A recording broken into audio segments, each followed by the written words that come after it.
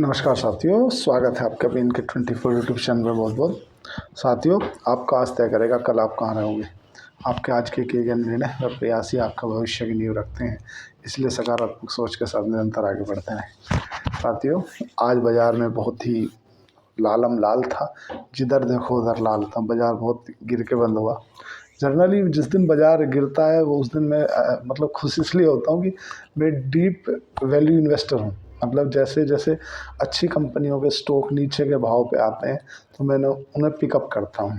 अब बात बाज़ार के कर लेते हैं कि बाज़ार में क्या रहा साथियों। तो बाज़ार निफ्टी 178 पॉइंट गिर के बंद हुआ। अगर बैंक निफ्टी की बात करें तो 180 पॉइंट गिर के बंद हुआ। सेंसेक्स की बात करें तो सेंसेक्स 550 अंक लुढ़क गया। और निफ्टी मिड कैप की बात करें तो 223 अंक लुढ़क के बंद हुआ। आज जो बाज़ार की वॉलेटिलिटी को दर्शाता है विक्स इंडेक्स, वो 5% उछल गया, लगभग 14.60 पे जाके पहुंच गया। तो आज जर्नली बात कर लेते हैं कि बाज़ार गिरा क्यों, उसके पीछे का क्या फैक्टर है साथियों।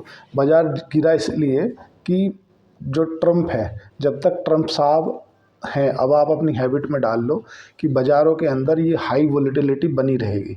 कभी बाज़ार आपको दिखेगा बहुत ऊपर, कभी दिखेगा नीचे। क्यों? क्योंकि वो कब जाके क्या ट्वीट कर देंगे ये तो स्वयं वो भी नहीं जानते। उन्होंने फ्राइडे को एक ट्वीट किया, उस ट्वीट में उन्होंने बयान दिया, जर्नली ट्वीट नहीं बयान दिया। उन्होंने कहा कि हम स्टील, मेटल और एल्युमिनियम पे टैरिफ लगाने जा रहे हैं और किन किन देशों पे कितना टैरिफ लगेगा ये हम जो है इस हफ्ते में घोषणा कर देंगे। अब इसके डर के मारे पूरे बाज़ार और खुद वहाँ का जो डाउ जोन है या जो नैस्डैक है या जो S&P 500 है, जो वहाँ की कंपनियां हैं, वो खुद 400-500 पॉइंट गिर के क्लोज हुआ। अब वो क्योंकि सैटरडे और संडे तो उनके बाज़ार बंद थे और हमारा दिन और उनकी रात रहती है, तो इसलिए आज हमारी दिन है, उनकी रात है। जनरली अब हम सोएंगे, उनके यहाँ पे अभी बाज़ार खुलेंगे और बाज़ार जाहिर सी बात है कि कल अपने यहाँ ऊपर खुलेंगे, क्योंकि वहाँ पे बाज़ार की जो नैस्डैक फ्यूचर है या डाउ जोन फ्यूचर है वो थोड़ा अच्छा दिखा रहा है। अब बात कर लेते हैं कि टैरिफ किस पे कितना लगाएंगे। देखो, डोनाल्ड ट्रंप टैरिफ के लिए जाने जाते हैं। पिछले जब उनका पिछला कार्यकाल था उसमें भी वो टैरिफ की घोषणा कर दिए थे और इसमें अभी जो 4-5 दिन पहले उन्होंने मैक्सिको और कनाडा पे टैरिफ बोला, फिर उन दोनों ने बोला हम भी टैरिफ लगाएंगे, तो फिर उन्होंने 1 महीने के लिए पोस्टपोन कर दिया कि नहीं नहीं ठीक है, हम 1 महीने बाद इसका कोई डिसीजन लेंगे, आप जब तक इस मामले को सॉर्ट आउट कर दो।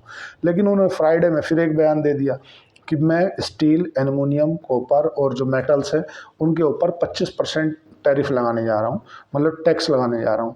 अब जर्नली अगर देखा जाए भारत का, तो भारत में जो सेंटीमेंट की एक तरह से गिरावट बनी हुई है, क्योंकि भारत बहुत ज़्यादा कुछ एक्सपोर्ट इंपोर्ट करता नहीं है। अमेरिका को स्टील और जो जिन चीज़ों पर टैरिफ लगाने जा रहे हैं वो भारत अमेरिका को इंपोर्ट नहीं करता, न एक्सपोर्ट करता है।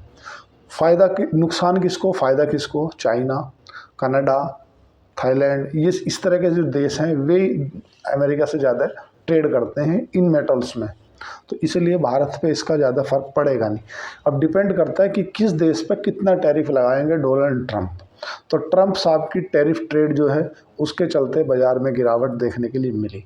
दूसरा, आज प्रधानमंत्री नरेंद्र मोदी आज फ्रांस जाएंगे और 13 तारीख में वो ट्रंप साहब से मिलेंगे, अमेरिका में रहेंगे। और आज नई जो इनकम टैक्स बिल आने वाला था उसको कैबिनेट से मंजूरी मिल गई है और कल हो सकता है इसे लोकसभा में पेश कर दिया जाएगा। ये जो टैक्स आने वाला है इसमें 2-3 चीज़ें हैं साथियों, कि आदमी को टैक्स से रिलेटेड जैसे सीए कुछ ऐसे की पॉइंट होते थे, हम लोग जनरली लोग नहीं समझ पाते थे, तो उसे क्या है कि सिंप्लीफाइज किया गया है। अब उसके अंदर क्या है वो तो लोकसभा में आएगा तभी पता चलेगा। अभी तो ये है कि उसे सिंप्लीफाइज कर दिया गया है, लेकिन कहीं ना कहीं लोग बाग डर भी रहे हैं कि इसे हो सकता है डीटीसी लागू करने का एक फार्मूला भी हो सकता है। तो पहली बात तो ये। दूसरा क्या है कि वहाँ पे जो महंगाई के जो आंकड़े आए हैं उसके चक्कर में डाउ जोन 450 पॉइंट लुढ़क गया। कच्चा तेल लगभग $74 के आसपास बना हुआ, तो ये थोड़ा सा अच्छी बात है। एफआईआई कम क्यों नहीं कर रहे देखना साथियों। अब हम बात करते हैं एफआईआई का कम ना करना। देखो, डॉलर इंडेक्स मजबूत और रुपये की वैल्यू कमज़ोर। जब तक डॉलर इंडेक्स कमज़ोर नहीं होगा तब तक रुपया मजबूत नहीं होगा और तब तक ही एफआईआई बिकवाली नहीं रोकेंगे अपनी, क्योंकि उन्हें इससे ज़्यादा अपॉर्चुनिटी, उससे ज़्यादा, भारत से ज़्यादा मौके उन्हें अमेरिका में दिख रहे हैं। बॉन्ड यील्ड अब लाइफ टाइम हाई पे है अभी भी अमेरिका में, और जो डॉलर इंडेक्स है वो अभी भी लाइफ टाइम हाई पे चल रहा है। साथियों, ट्रम्प जी का जो स्टील और एल्युमिनियम पे जो टैरिफ लगाने का जो ये बयान है, एक तरह से 25% का, सपोज करो अगर आप कोई 100 रुपये की उन्हें स्टील बेचते थे, अब आप पे 25% का टैक्स लगेगा, ये ऐसा मान लो तुम।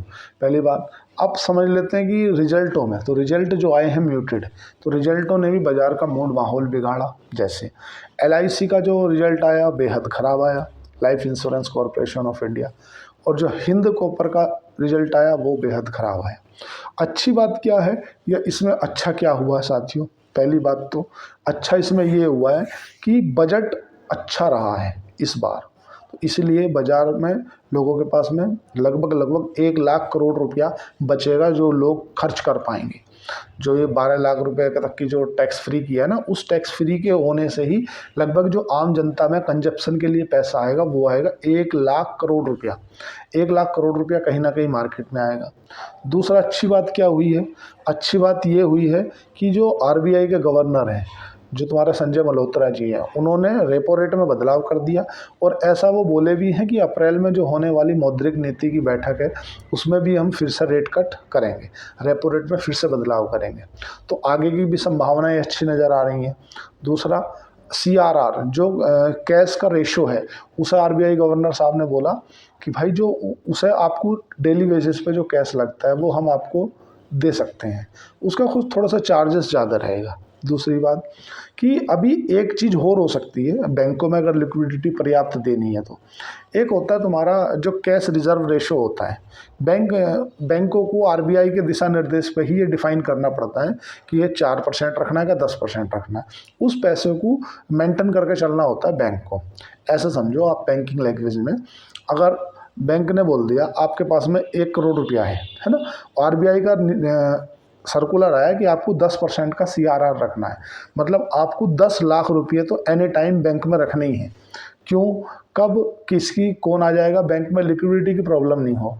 और बाकी का जो 90,000 रुपये बचा, उस 90 लाख रुपये बचा, उसमें से भी 3 लाख रुपये आपको 30 लाख रुपए लगभग 20-30% के आसपास अलग रखना है, जो आप उसे बॉन्ड में या म्यूचुअल फंड या एक अलग सिक्योरिटी के रूप में रख सकते हैं। बाकी का जो पैसा बचा उसमें से कुछ पैसा 10% के आसपास अपनी डेली यूज के लिए रख के बाकी को आप यूटिलाइज कर सकते हो लोन के रूप में। तो एक तो सीआरआर में कटौती कर सकता है बैंक, तो कहीं ना कहीं ये एक बूस्टर डोज मिल जाएगी। अब बात है साथियों लाइफ टाइम हाई पे जो अभी डॉलर की वैल्यू पहुंच चुकी है, अभी लगभग 87 रुपये 92 पैसे पे 1 रुपया चल रहा है, मतलब $1 के अगेंस्ट में। तो रुपया बेहद भी नीचे स्तर पर पहुंच चुका है, मतलब बहुत ही नीचे स्तर पर पहुंच चुका है। क्यों? ये इसलिए हो रहा है साथियों कि डॉलर इंडेक्स मजबूत हो रहा है। और डॉलर इंडेक्स क्यों मजबूत हो रहा है? क्योंकि हर तरफ से डॉलर की मांग बढ़ रही है। अब गोल्ड आप देख रहे हो लाइफ टाइम हाई पे है, मतलब आज जो गोल्ड का उच्चतम स्तर छुआ गया, लगभग 85,800 के आसपास का उच्चतम स्तर है। कुछ आंकड़े इतने खराब आ जा रहे हैं, जैसे सन टीवी का तो बेहद ख़राब नतीजे आए हैं, और ऊपर से ट्रंप का ये तुम्हारा टैरिफ जाल, तो लोगों के बागों में डर का माहौल है, पैनिक सेलिंग है। ऐसा नहीं है कि अच्छी कंपनियां नहीं हैं या अच्छा बिजनेस मॉडल नहीं है, अगर अच्छे बिजनेस मॉडल एक समय में सब गिरेंगे। जिस समय माहौल होता है गिरावट का, डर का माहौल होता है, तो सब गिरते हैं। क्यों गिरते हैं? जब आपने किसी के यहाँ शोक सभा देखी होगी और वो महिलाएं होती हैं, जब वो बैठी होती हैं तो भले ही वो थोड़ी देर के लिए उनको एक रुआना सा आता है, रोना, उसके बाद वो चुप बैठ जाती हैं। और उनके बीच में क्या चर्चाएं चल रही होती हैं कि इसके पापा तो भिंडी नहीं खाते और उसके पापा ने तो दाल चावल नहीं खाई, और जैसे, और लेकिन जैसे ही कोई महिला रोती हुई आती है तो फिर वो पूरी महिलाएं एक स्वर में बोलती है हू। अल्टीमेटली सबको रोना नहीं आ रहा भाई, रोना आ रहा है उसको जो आया है, जिसका उससे जुड़ाव है, पर लेकिन जो महिलाएं हैं जो सबकी सब हू करके मचा दिया, वो क्या है? वो सेंटीमेंट है, सेंटीमेंट की रुआवट है। ऐसे ही ये सेंटीमेंट की गिरावट है, और ऐसी वॉलेटिलिटी बनी रहेगी, क्योंकि डोनाल्ड ट्रंप हल्का सा कोई बयान दे देंगे तो बाजार वहाँ से ऊपर से धड़ाम, कुछ हल्का सा नीचे से ट्रेड कर देंगे बाजार फिर रॉकेट। अभी जैसे उन्होंने बयान दिया कि मैं सब पे 25% का टैरिफ लगा दूंगा, तो बाजार वो धड़धड़ा जाएंगे, थर थर काँपेंगे, और क्या होगा क्या होगा। उन्होंने बोल दिया नहीं मैं विचार कर रहा हूँ, लगा दूँ, ऐसा जरूरी है या नहीं है वो एक अलग विषय हो, अलग बैठक में देंगे, तो बाजार फिर से रॉकेट। तो डोनाल्ड ट्रंप ये सब चीज़ें देख के कब के। दूसरा, जो Q2 के जो नतीजे हैं वो पिछली जो Q1 के नतीजे आए थे ना उससे बेहतर आ रहे हैं। तो इसीलिए इतना घबराने की बात नहीं है, चिंता करने की बात नहीं है कि यार अब क्या होगा। देखो Q1 के नतीजे आए या Q2 के जो इससे पिछली छमाही के नतीजे आए थे क्वार्टरली, वे बेहद ख़राब आए थे। अब जो नतीजे आ रहे हैं ना उनसे तो बेहतर आ रहे हैं, पहली बात तो।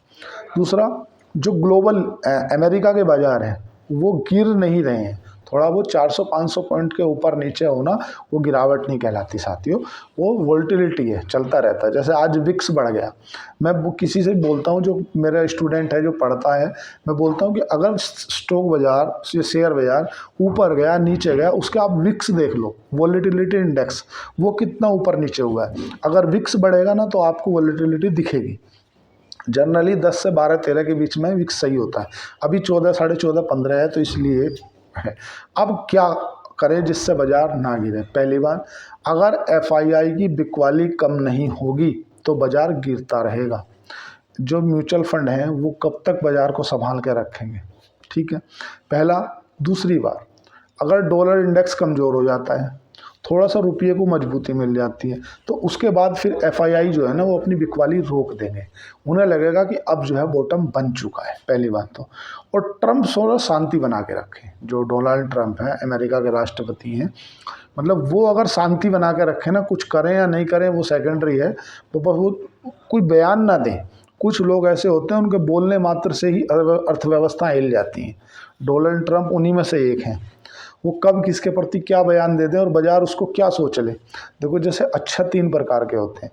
किसी से आपने कुछ बोला, अच्छा अच्छा ऐसा है, अच्छा ठीक है, अच्छा ऐसा है, वो मुझे नहीं पता था यार, मतलब एक अच्छा ऐसा कर दिया, तो अच्छा ही बोला उसने, बट उसके प्रकार 3 हो गए, और उन तीनों अच्छा के जो उन्होंने अच्छा बोला ना उन तीनों के भाव भी बदल गए। भाई एक उन्होंने बोला अच्छा चल ठीक है चल देखते हैं, एक में अच्छा ऐसा मतलब चौंका दिया कि जैसे कुछ पता ही नहीं हो, और तीसरे अच्छा में उसने बोल दिया अरे ये कर देंगे, तो ऐसा सब लगा रहेगा। तो बाजार में वोलेटिलिटी बनी रहेगी, घबराने की बात नहीं है। अच्छी फंडामेंटली कंपनी, अगर आप इन्वेस्टर हैं, डीप वैल्यू इन्वेस्टर हैं, तो आप नीचे नीचे पिक करते चले जाओ, और अगर आपको ट्रेडर हैं तो आप इस ट्रेडिंग का भरपूर लाभ ले सकते हो। क्योंकि ऐसा ज़रूरी नहीं है कि आप नीचे खरीदोगे तो ही ऊपर जाएगा बाजार तो पैसा बनाओगे, ज़रूरी नहीं है। आप सेंटीमेंट देखा, आपको मालूम आज मार्केट नीचे जाएगी, ऊपर बेच दो, नीचे खरीद लो, तो बात एक ही है, बट उस अनुभव आना चाहिए। ट्रेडिंग नहीं करो, FNO बिल्कुल मत करो, कॉल पुट में काम नहीं करना चाहिए, क्योंकि मैंने अपनी लाइफ में कोई ऐसा व्यक्ति नहीं देखा जिसने कॉल पुट करके करोड़ों रुपए कमाए हो। मैंने ऐसे बहुत देखे हैं जिन्होंने FNO और कॉल पुट करके अपने पैसे गंवाए हैं। पैसा बनेगा, इन्वेस्टिंग में बनेगा। शॉर्ट टाइम की अगर आप करनी है तो स्विंग ट्रेड कर लो, लगभग 1-2 महीने की, 1.5 महीने की, 1 महीने की। आप इंटरडे मत करो, कोई भी स्टॉक खरीदो आप रोज़ बेचना रोज़ खरीदना नहीं करना, आप उसे कम से कम हफ्ते भर का तो टाइम दो, 1 हफ्ते में उल्टा पलटी कर लो, रोज़ रोज़ मत करो। ट्रेडिंग से नुकसान होगा, और घबराने की बात है नहीं, ये सब चलता रहेगा बाजार में, थोड़ी बहुत वॉलेटिलिटी बनी रहेगी, ऊपर आना नीचे जाना। आपको बहुत पैनिक वाली खबरें भी दिखेंगी कि अब बाजार में ख़त्म हो गया सब कुछ, अब तो डोनाल्ड ट्रंप टैक्स लगा देंगे, इतना लगा देंगे, लगेगा, बाजार भी गिरेगा, लेकिन अच्छी कंपनियां नीचे के वैल्यू पे आपको उठाने के लिए मौका मिलेगा। लेकिन एक चीज़ ज़रूर है साथियों, अभी जिस कंपनी की हाई वैल्यूएशन है ना वो अभी ऐसे समय में सस्टेन नहीं कर रही है, आपको ध्यान रखना है। अगर कोई कंपनी हायर वैल्यूएशन पे है तो वो समझ लो कि 100% है, उसे बाजार उसकी वैल्यू दिखाएगा। तो इसलिए घबराना है नहीं है, लॉन्ग टाइम के लिए निवेश करना है, फंडामेंटली अच्छी कंपनी, अच्छा बिजनेस मॉडल पिक करना है, अपने फाइनेंशियली एडवाइजर से पूछ के ही काम करनी है। सलाहकार जो भी हो वो ऐसा हो जो अनुभवी हो, अगर अनुभव नहीं है तो वो खुद भी अपना पैसा भी डुबा देगा, तुम्हारा भी डुबाएगा। तो इसलिए चैनल को लाइक करें, सब्सक्राइब करें, कमेंट करें। धन्यवाद, थैंक यू।